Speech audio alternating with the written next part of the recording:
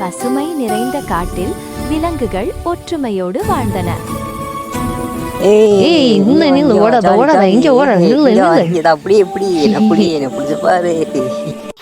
அங்க பாருங்க சின்னங்களா, எல்லோரும் சந்தோஷமும் நம்ம ஜாலியா விளையாடலாம். வாங்க வாங்க, எல்லோரும் ஒற்றுமையோடு இருக்கலாம்.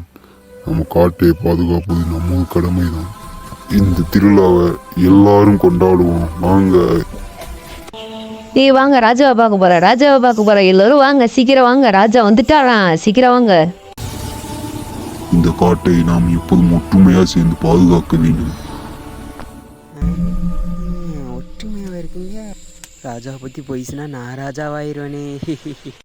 இந்த ராஜா அவங்க எல்லாரையும் சாப்பிட போறாராம். உங்க மேல எல்லார் மேலேயும் கோவத்துலயும் இருக்காராம். சீக்கிரம் வாங்க. நான் எப்படி உங்களை பாதுகாக்கிறதுன்னு இந்த ராஜாவோட வேலையே. எங்கே போறீங்க?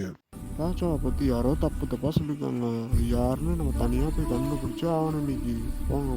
நான் சொன்ன போய் எல்லோரும் நம்பிட்டாங்களே. ஏன்னா யார நீங்கள் என்ன பண்ணுறீங்க இங்கே? நீங்கள் தான் இது எல்லாத்துக்கும் காரணமா? இரு போய் ராஜா கிட்டே சொல்கிறேன்.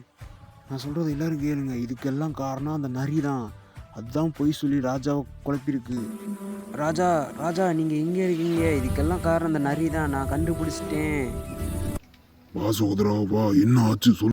இதுக்கெல்லாம் அந்த நரி தான் காரணம், பொய் சொல்லி இருக்குது. உண்மையை கண்டுபிடிச்ச நீயும் ராஜா தான். இப்போ இந்த காட்டுல யார் என்ன சொன்னாலும் ஒற்றுமை இல்லை, யாராலும் நம்மளை தடுக்கவே முடியாது. இந்த நாட்டிற்கும் காட்டிற்கும் உண்மைதான் ராஜா.